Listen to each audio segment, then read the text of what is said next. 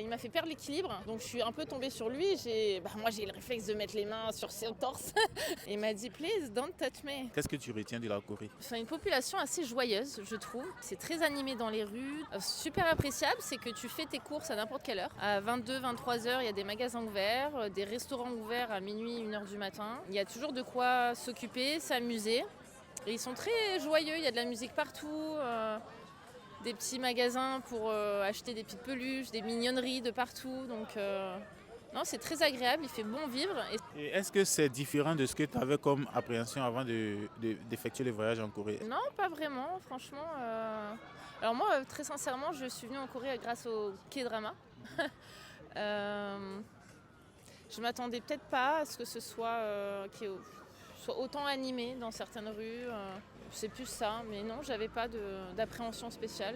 Et je repartirai avec des bons souvenirs et j'adore la Corée. Est-ce que tu as une expérience marquante? En fait, il y a un temple bouddhiste où j'ai séjourné dans le coin et il faisait des cours de tai chi. Donc j'en ai effectué un et le maître tai chi, qui n'est pas un moine, mais voilà. En fait, il me montrait certaines, c'est pas des prises, mais certains mouvements plutôt. Et il m'a fait perdre l'équilibre. Donc je suis un peu tombée sur lui. Moi j'ai le réflexe de mettre les mains sur son torse.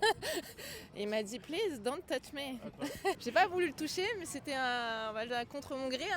C'était soit ça, soit je tombais. Ouais. Et il a eu une réaction très marrante parce que c'était très poliment de me dire de ne pas le toucher. Voilà.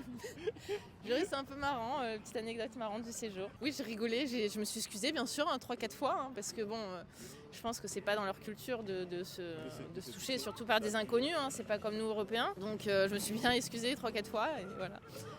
J'avais envie de bien rigoler, j'avais un fou rire, mais je me retenais quand même, le pauvre.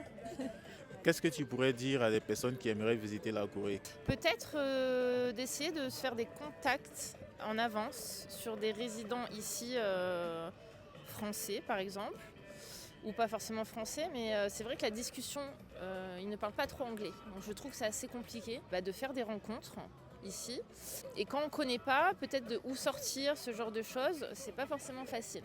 Donc c'est bien d'avoir un contact à l'avance, français ou pas, peu importe, mais avec qui la conversation est possible. Est-ce que tu as essayé de te faire des amis en Corée avant de venir ou... Moi je suis pas venue seule, je suis venue avec mon ami. On s'est inscrit sur un groupe Facebook. J'avais rendez-vous aussi avec un tatoueur. Donc j'ai fait un tatouage ici et j'ai vu qu'il parlait anglais. Donc c'est vrai, je m'étais dit peut-être qu'aussi via cette personne, il y aurait possibilité d'échanger et de nous diriger, nous conseiller. Mais voilà. C'était un peu au feeling le voyage.